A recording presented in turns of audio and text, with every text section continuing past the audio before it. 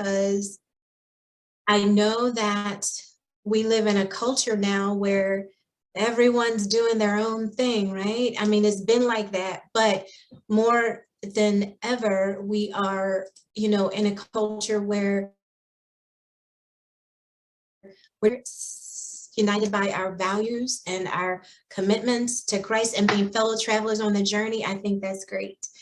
And because sometimes if you want to show hands or if you want to type in the chat, can anybody show a hands, or is it just me? Sometimes the journey is a little tough. Does the journey ever get tough for anybody? Right? I know it does. So it's really good to have this cloud of witnesses that when it gets a little tough, we can pray for one another. We can encourage one another. You're trying to figure out who you want to be, what you want to do. Just to find out a little bit about you all. What year are you all in? You can either unmute and tell me, or you can type it in the chat. And what is your age, if you're comfortable sharing that, just so I can get a little sense of everybody. So what is your year at the Institute and your age, if you're comfortable sharing that, just so I can get a sense. Matt's 21, incoming senior, 5.5. 20. Okay, so roughly in the 20s, senior 22. Excellent. Oh, I love you guys. The oldest man in the room, 28. LeTonya, I think I have you by a few weeks. Maybe a little more, give or take. Yeah, awesome, very good. Well, I am with you all tonight, and because I do believe that it doesn't take the sovereign creator of all things, it doesn't take the God we serve long to transform a heart, a mind, or a life. And we actually have 30 minutes together. So I'm really excited about what God is going to share and impart to all of us. And I'm really hoping that you'll be a little bit more encouraged in your faith tonight, that you will be strengthened in your faith walk tonight as well. And just so you know, just a little bit of flow, I'm going to teach, but then I'm going to throw some questions in between. And then I want to leave you all with a blessing. So that's how it's going to go tonight. So I don't know if that's your usual pattern, but I think words are so powerful, but I also want to hear your voices too. So that's how it's going to go. So does that sound good? All right, so if you're ready to rock and roll, I am going to begin to share my screen, and I'm going to make sure I take off the cat video. I'm just kidding. I teach courses and I tell people, before you share your screen, make sure everything else is closed down, because you don't want to accidentally show something. You don't want people seeing that the hiking boots you were going to buy, the cat playing the piano on YouTube. So that's what I teach, right? So let me make sure everything is down, and then I will share my screen. So I'm able to share, Miss Sophia. Yes, okay. You should. Very good. Awesome. Okay. So if I were to have just a theme for this point, it's really about finding your voice. And to be quite honest, this process of discovery doesn't stop. It's just our voice changes over time. I'm sure who you are now isn't who you were a year ago. It certainly wasn't who you might have been in high school, elementary school. The journey continues. So using this topic and talking from 1 Timothy, I want to end with how we find our voice. And then I'm going to share a little bit about my process of discovery, and hoping that it will encourage you, because if some of you may find yourself at a place of crossroads, a place of uncertainty, a place of discouragement, even a place of decision, a place of frustration, wherever you might find yourself, I'm hoping that after our time together, you'll be a little bit more encouraged and how to navigate your way through that. So I love to teach. So hi, a little bit about me, and you share with me a little bit about you, your juniors, sophomores, juniors, seniors, you're in your 20s. And we have the seasoned person, LeTonya, who's claiming his spot as the most senior person other than me by a few weeks in the room. But, and Sophia, thank you so much for that introduction. So I have a consulting business called Altitude Consulting and Coaching. It's a training development business. And I have a ministry called Lead Ministries, And it is about how I found my voice. And I'll share that with you all a little bit. I'm also a lecturer for a university here in the States and also in across the pond in Germany. So I'm an international lecturer there too. And I love people and helping us get past the stumbling blocks that we might have in our thinking and about ourselves that keep us from really reaching what our fullest potential is. And that is how I finally found what my voice is. So once we find our voice, we know what our theme is and what really draws us, what we emphasize in our lives, and that can hopefully help us in our journey. So I want to talk to you about Timothy. I know you guys are in the book of Timothy, but I love to give the context so that then as we dig down a little bit deeper, it'll all make sense. So Timothy was pretty interesting and pretty cool. He had a Jewish mother and a Gentile father. So imagine the holidays. And his father, and this is important, his father refused to allow him to be circumcised. So imagine the conversations around the dinner table as they were passing the muffins, right? The Apostle Paul was led by the prompting of the Holy Spirit to add Timothy to his apostolic party. And he was highly recommended by his church, but he was considered a young man. But young in that time, in that context, was very different because when Paul first met him, he was about 16. And by the time we wrote the letters, he was around 30. But he was still considered young because the older men thought that, oh, he's still a whippersnapper. He's still a young kid. What does he know? So they thought he was still considered young. And I'm sure as you continue to journey through this book of Timothy, you'll hear how Paul is encouraging him not to be afraid and not to be timid because he has something of value to say. And that's a great message for all of us because we are in the process of becoming who we're going to be. And some people may look at you, may look at us as in your age and say, you don't have anything really of value to share, but the reality is you absolutely do. All of us have something of value to share and to contribute. So he was about 30 years old at this time, and he was considered youth, as I shared, because older men considered themselves as being wiser. So getting back to the circumcision piece, because Timothy had a charge to reach a wide audience, Paul admonished him to be circumcised. Now imagine that, being an older person getting circumcised. I don't know. I'm not a male, but I don't know if I was older and wanting my niblets snipped. I don't know if I'd be happy about that. Doing it past the age of birth when it didn't matter, but either way, I really enjoy the scriptures because you can have a lot of fun with the stories. It's intrigue. It's all kinds of stuff in it. So that's why I love reading the scriptures. But he did this so he wouldn't offend the Jews, not to conform, because he wasn't saying do it so that you would be saved, but he's saying, remember, we don't want any barriers to be a stumbling block to any audience that you talk to. And likewise with us, we will meet all kinds of people in our lives, and we want to treat everyone with dignity and respect. We don't have to agree with their choices or lifestyle or approach or philosophies, but Jesus treated everyone with dignity and respect, and we can certainly do the same. So his process of being circumcised was to say, we don't want that to be a stumbling block when you want to tell the Jews a message of salvation, to really learn who God is. We don't want there to be a barrier. So all of us, let's just remember that in our lives, we don't want there to be a barrier to when we say we're Christians, but then someone might look at something Jordan says or does, and they might get curious, like, well, Jordan, that's fascinating. How do you do that? And that's an opening for you to talk about oh, well, I just pray. Okay, what do you mean by that? So everything can be an open door. Luke, you're going down to the market and you see the people outside with the stage crew outside, and there's something in the way you say hello, or something in the way you present yourself, or something in the way that makes people curious. It is something that flows out of us when we're living into our faith. And so all of this is about reaching as many people as we can. So let's talk about the book. Now, we talked about Timothy, but now the book. So the purpose of this letter was to encourage Timothy in the very difficult task he had to teach these to teach another church at Ephesus about some doctrinal errors they were having.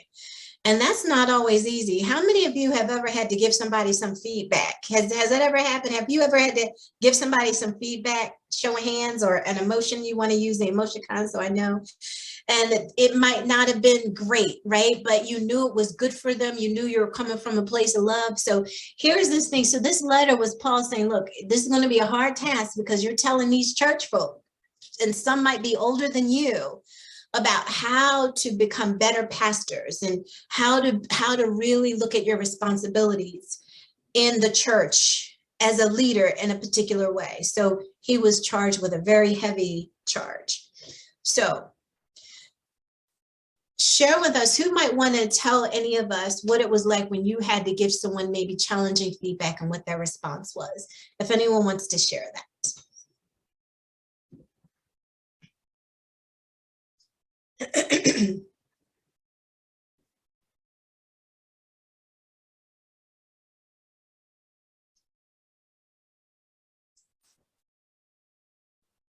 I'm waiting. And if no one does, that's okay. I'm an introvert, and you might not believe it, I'm an introvert. So I like to give time for people to process. So I just wanted to say, because we're going somewhere. No one ever believes I'm an introvert, but it's just is what it is. My work brings me in front of people, but I get recharged in solitude. So I'd rather read a book than be in crowds, but that's just the way. So no one wants to share, and that's okay if you don't, but I just want to give a time where you might have had to give feedback to someone and it might have been a little bit difficult. I think there was a time that I sort of saw something in a Christian friend or heard something, and it didn't seem like very significant, but I just wanted to like say to her like, hey, like I'm not sure about this. And she was actually really receptive, and she was like, wow, like I'm so happy that you're that committed to your faith that you'd bring that up. So yeah. That's great, Sophia. That's excellent. I want to applaud that courage, because sometimes people's pride or ego can get in the way and they won't be open. So I'm glad you still followed the prompting of the Holy Spirit and gave that feedback, and she was appreciative. So excellent. So I say all that to say, so imagine being in Timothy's shoes where he has to tell these leaders, hey, there's some things that you need to fix, and here's how. So the church must have a deeply devoted, well-trained, highly consecrated ministry. So just so you know how I'm going to talk through the book, I'm just going to summarize the different sections, and then I'm going to lift a principle that applies to us. And there's going to be two principles I want to lift. And that's what I want to share part of my journey about finding our voice, how it relates, and then we'll finish up. Okay. All right. So now, chapter 5, it begins a new section where he's giving instruction regarding various groups. The group of younger people and older people. And I know us, we can relate in here, being some younger and some a little older, regarding widows, and then those who are the elders. So the first section of this chapter breaks down information, how you treat older and younger men, how you should really look at them, and how we should interact with them. And so I want to summarize this particular chapter. I know there's some very different approaches. Some people like to do a verse by verse breakdown and really exposit each verse. What I want to do is summarize the different sections and then lift a principle, because I'm a big fan of taking the principles and how we can live them out practically in our lives, so that we can, I like to say, give feet to our faith, because our faith actually is a real living, breathing thing, right? And so I like to be able to do that. And so Timothy is saying that we should treat both with respect, treat older men as fathers, younger men as brothers. And verse 2 deals with older and younger women who are to be honored and not to be treated in a lustful and inappropriate way. And the reason why he's doing this is because that is what was happening in the church at that time. So now he's saying, you as leaders, you're held to a higher standard, so that we as Christians, as soon as we say we're a Christian, even if people we're talking to don't even believe in Christ, they don't even believe in God, they don't believe, there's something about hearing the fact that we are, it automatically put something in their minds about how they think we should behave. Because sometimes they must say, if you're a Christian, how come you said this? Or if you're a Christian, how come you do that? So we have to know that whether people say they're agnostic, whether they say they're atheists, whether they say they're Wiccan, whether they say they worship animals, whatever the case might be, as soon as they hear us say we're a Christian, maybe a career or job or even education is their idol and their God, right? As soon as they hear us say we're a Christian, we're in this category of they have an expectation of how they think we should live. And the reality is there is a different badge that we wear when we say we've given our life to Christ. We should learn what he's telling us so that we can live that out in our faith, in our school, in our interactions, in our social groups, in our family groups, in our friend groups. So he's telling everyone to treat everyone with dignity and respect. So then verse 3 through 16 talks about what we should do with widows. He's saying to honor widows who are truly widows. And I love these verses because further down in the verses, he says, okay, if you have these women who are just taking advantage of the church, or if they're spending their time idly and being gossips and stuff, we can't support that. So if they're true widows, we want to make sure we support them. So he wanted us to be fair. He wanted us to be paying attention to what's happening in our groups. And I like using your group here as an example. I like how you're paying attention to each other. And I find that very beautiful. So we want to pay attention to each other. And he's saying here that family is the first line of defense against poverty. What they mean is some things can happen in families. And one of you mentioned someone, being diagnosed as having really a health challenge. And I was at a funeral very recently of a colleague of mine whose wife just passed very suddenly. They didn't expect this to happen, and she passed. So people who are going through different experiences, we're paying attention to them. And they're saying family and relationships, and those people that you have relationship with is going to be your first line of defense. But if you have no one to care for you, he's given the parameters of how to care for those people. That's what he's doing in the second part of chapter 5. And so the third section says how we should discipline and honor our elders. They're saying if they rule well, they should be worthy of double honor. How many of you know that sometimes we have leaders that don't rule well? Do y'all know that? Show of hands. Yeah, sometimes we have leaders that don't rule well. And sometimes we have instructors in our classes that don't teach well. Sometimes we have people in our study groups that don't study well. So they're telling us here, I see new people joined in. I see you. Hi, Michael. Glad that you're joining us. Those if they rule well, they're worthy of double honor. So if we're doing well, we're worthy of that honor, because let me tell you, it's easier not to do well. It's easier to do bad. It's easier to default to our emotions and not controlling ourselves and not leaning into the fruit of the spirit that we're taught, and having that self-control and temperance and all of those things. But if they rule well, we should honor them.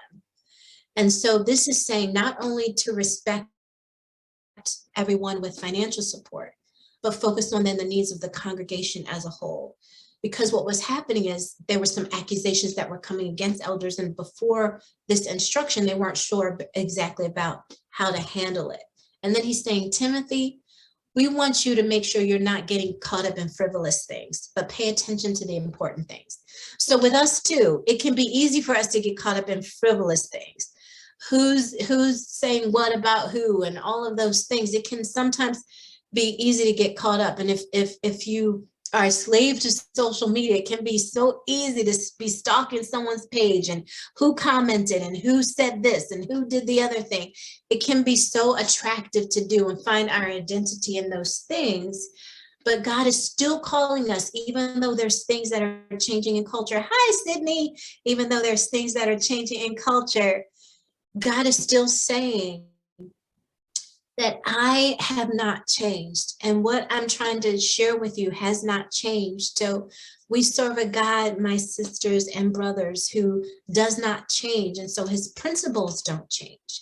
And so he's telling us, let's avoid wasting time in the things that are the minor things. Let's focus on the major things. So he's also warning him in how to select elders in the selection process, not to be partial, but to look at their deeds, to be objective, to also layer this with prayer. So all of these things is what we're being taught in this particular chapter of the book of First Timothy, this particular letter. So you might be asking, okay, oh, that's great. So what? Right? We're studying these things. We're talking about all of those things. We're talking about how he needs to treat widows. We're talking about how to talk to elders and all that, selecting elders, and how do you treat widows and all of those things. But what does this mean to us? So let me ask you guys this question, guys and gals.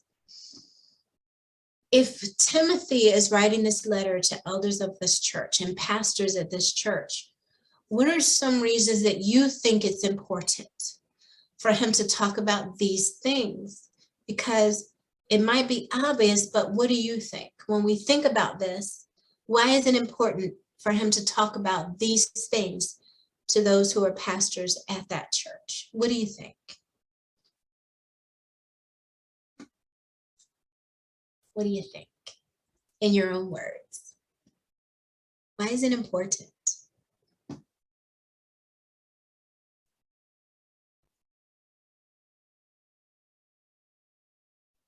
I guess the pastors and leaders in the church are supposed to preach what's in the Bible, or I guess what Jesus taught, and this is what Jesus taught, and they should practice what they preach. So if they're not doing that, then they should change.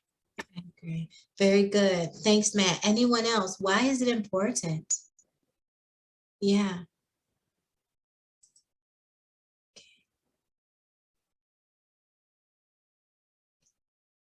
All right, I agree. It is important because you should practice what you preach. And you know what? Sometimes you don't know what you don't know, or sometimes we go into autopilot.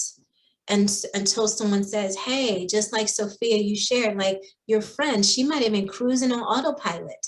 And you could have possibly been the very first person to mention that thing to her.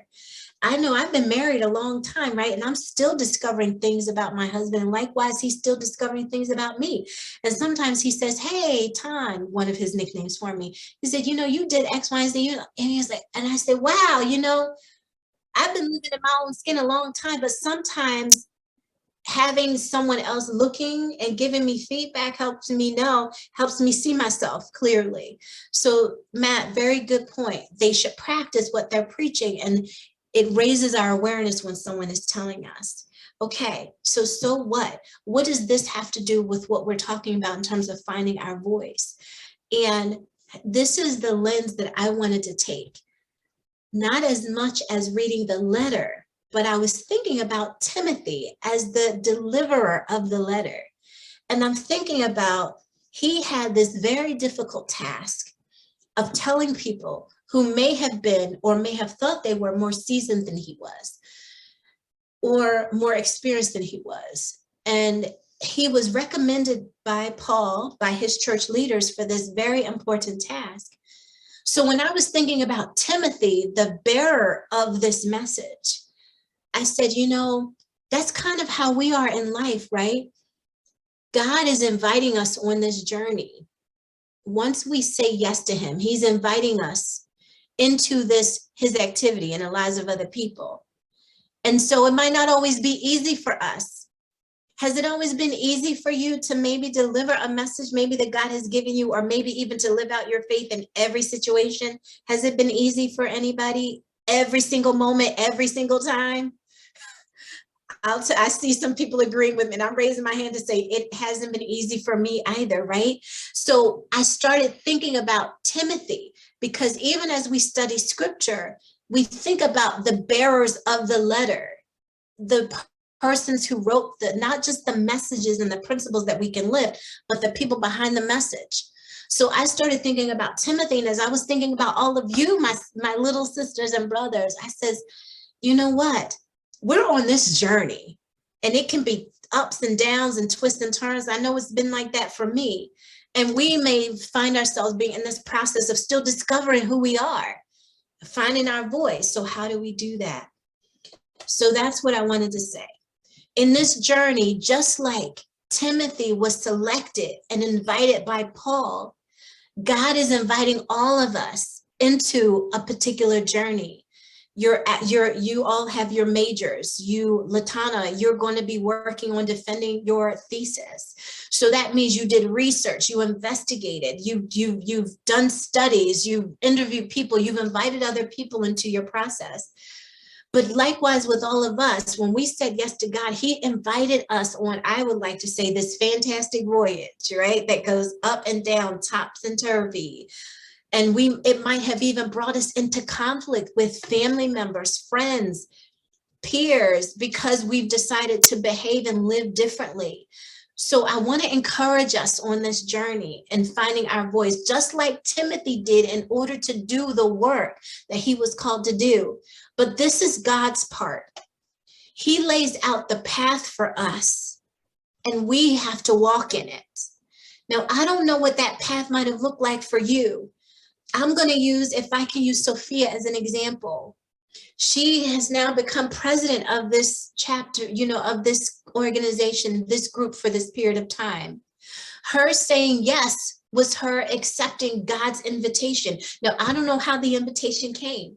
I don't know if Sophia was voluntold or if she volunteered or if she applied or if she expressed interest. But however the opportunity, however the invitation came, she said yes.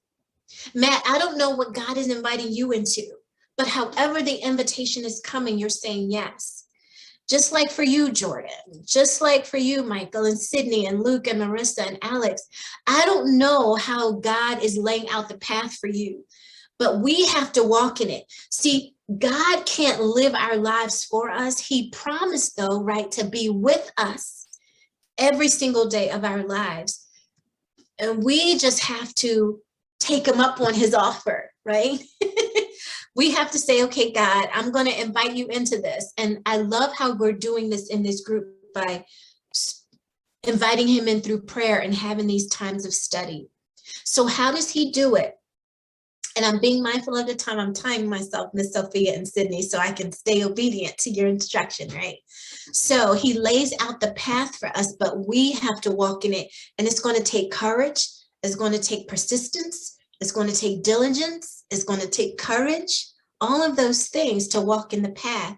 So there are two remedies for us walking in this path. And the first is for us to remain and abide in God, sisters and brothers. We have to remain in him, no matter how attractive it might be to turn away or to do other things, because he might invite us to do things that don't feel good or don't feel convenient. Oh, I'd rather watch a show. I'd rather do this. Or I'd rather go somewhere else. I'd rather be anywhere else but where you're asking me to be, God. But I'm glad that we are remaining and abiding in him. And the verse I wanted to share with you is the gospel according to John chapter 5, verse 7, that says, if we remain in me and my words remain in you, you can ask whatever it is you wish and it will be done for you. Now, that doesn't mean God's a genie in a bottle to say, God, I'm asking, give me, right? This is me rubbing the proverbial genie bottle, right? But he's saying that, look, I've given you all of these words. I needed to bend down to grab this. I know you all are in your 20s. This is a Bible, an actual physical Bible, right? I know we're in this age of digital. I have the digital versions, right? But we have all of these words, hundreds of thousands of them, all of these books. And he's saying, if my word abides in you, if you remain in me, breaking this down, if you remain in me, if he's saying, look, if you do this, if you stay in me, if you continue in me, even when it gets a little bit hard, Luke, Sydney, even when you're not really sure of what to do, they're saying, if you're staying with me, if you remain in me, if you do this, if you are staying with me, if you're sticking to me like glue, if you're ride or die with me, I'm dating myself. I don't know if that term is still popular, but you know, if we're riding and dying, if we're on the bandwagon, if we're ride or die, if we're going all the way with God, he's saying, look what you can do. And if everything I'm saying to you, if they stay with you, if the words, and I'm breaking down these words so we know what they're actually saying, this is how we can find our voice. This is how Timothy got the courage to deliver this hard message. And now we're reading his words. We're reading the fruit of his courage today. He found his voice.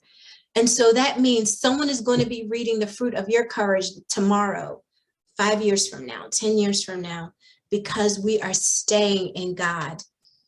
We can ask, God is saying, if you stay with me, and if my words remain in you, you can ask me whatever you want. You can require it, you can ask it, with no limit on it, and it will be done. It will come to pass. So there's all these conditionals, right? It's not just God give me, because some people like to treat God like he's just like a bank. I'll go to the bank and take out something and hopefully you'll give me something. But that's not really what he's saying. He's saying, I want you to walk with me. I want you to be with me because I'm with you. I want you to stick and stay with me. You can ask anything and it will be done. So that's the first remedy, sisters and brothers. It is to abide in him. That's how we can find our voice. And the second is to find our own voice. And I wanted to share this little bit with you for the last 4 minutes that I have here with you. And I know for me and my journey of life, I was all over the place. I was in this process of discovering who is LeTonya, what's meaningful to you.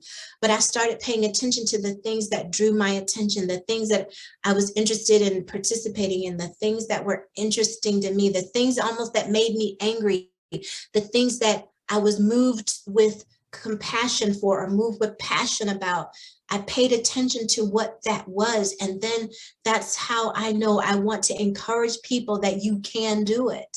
Because some people get stuck in the can't sees, like the I can't sees. But I like to say, what can you do? Because there's always something we can do. We look at sometimes it's so big, so much. But if we break it down into pieces, say, well, what can you do? Can you read one chapter? Can you send one email? Can you thank one person? Can you do one good thing today? What can we do? So you find what moves you, what you're drawn to. You'll find the things that keep attracting your attention, the things that people are saying to you in the positive. What are some words that they describe to you? We have to find our own voice, much like Timothy did, so that he could impact generations to come because of his words and how to be effective as a church leader. So I wanted to share with you how it starts to find, how I found my voice. So I just wanted to take you a peek behind the veil of LeTonya's world. We already heard that I'm a little corny, so you already know that part. And I'm owning that, but more of my world, when this is how I live, this is how I interact. And these are the things I want to win at home first. This is how I paid attention to the rhythms and the patterns of my life. Meaning win at home first means I want to be the same behind closed doors as I am in front of the doors. I want to treat everyone fairly and equitably. I want to be responsive. I don't want to ignore others. I want to, and that's how success can happen in life and school and business. I want to be gracious and patient, have a forgiving attitude, be open to others and new ideas. I want to be fully present. That's why one of the things I said, let me see your gorgeous faces at least once so we can be in this space together. And then within me, respect time, be productive, do what I say, see the positive, embrace fear, stay connected to God. All of these things. Why am I saying all of this to you, little brothers and sisters? Because when we start to find our voices, it can blend and help us be confident in what God is giving us to do. So I took us the long way. I don't know if there's Targets and Walmarts where you all are. So this was the long way to Walmart just to say, this is how we can find our voice. We abide in God. Then we pay attention to the rhythms, pay attention to what interests us, pay attention to what we're drawn to. And even in your courses of study, Is there something specific about that that's really intriguing to you? Follow that, pursue that, and stay connected to God. And with that, I want to leave you all with this blessing. Okay. And then I'll turn it back over to Sophia. So here is my blessing. I hope that you took maybe one thing from this just to think about, to nibble on as you consider. I pray that like Job, God would surround you wherever you go, my little sisters and brothers, with a hedge of protection, so that you would have a greater blessing from this day forward. That like Isaac, you would plant a field and reap 100-fold harvest. My prayer for you is that like Joseph, the dream that God has given you would be a salvation to many. That like Moses, the Lord would reveal himself to you and show you his glory. That like Bezalel, who helped build the tabernacle, that the Lord would anoint you for the specific task that he has called you to do, Alex, Luke, and Sydney, and Michael, and Marissa, and Sophia, and Matt, and Jordan, and LaTonya, that he would anoint you for the specific task that he has called you to. That like Joshua, God would fill you with his spirit of wisdom. And I think I missed Matt. I wanted to make sure I said everyone's name. That like David, God would give you a blueprint for what he would like you to build for him. That like Solomon, he would give you a wise and understanding heart. That like Daniel, God would give you 10 times the wisdom and favor and discernment to all that don't know him. So my prayer is that God will increase you, prosper you, bless you, anoint you, empower you, strengthen you, show you great and mighty things as you serve him and love him with all your heart, your mind, and strength. My little sisters and brothers, that is my prayer for you. And thank you so much for letting me visit with you today. That was so wonderful. Thank you so, so much. Thank you. Thank you. Is there, I don't know if you all do this, but is there any reaction, or is there something that might be sitting with you that you're taking away, something you're going to be thinking about? Any one thing that you experienced at all in our time together? If anyone would like to share that, I would certainly hope that that's appropriate, Miss Sophia, just to see if anyone would like to share if there's anything that you're taking away from today. Or if there's something you would like to ask me or react or comment. Yeah.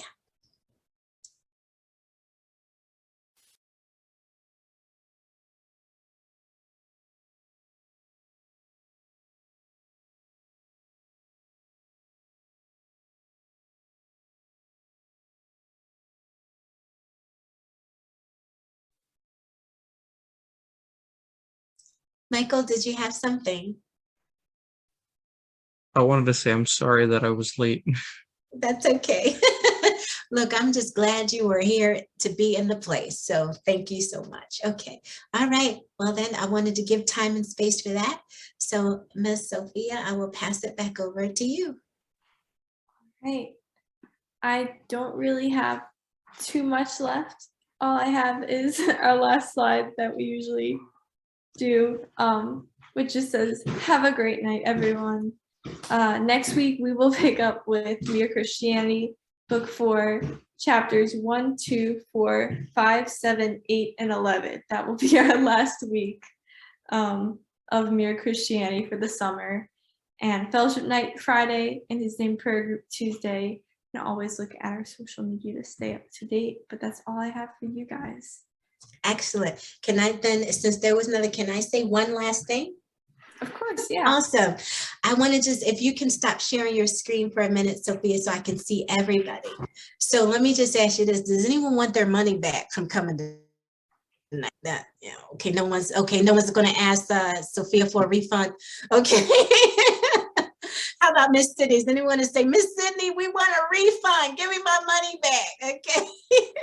Also, well, I want to tell you that this is my first time laying my eyes on all of you, but I have to tell you, I wasn't kidding. I'm very glad to have been sitting with you this evening. I can't have imagined and thought of a better way to spend my Wednesday. I'm so glad that I got the privilege to sit with you for a few minutes today.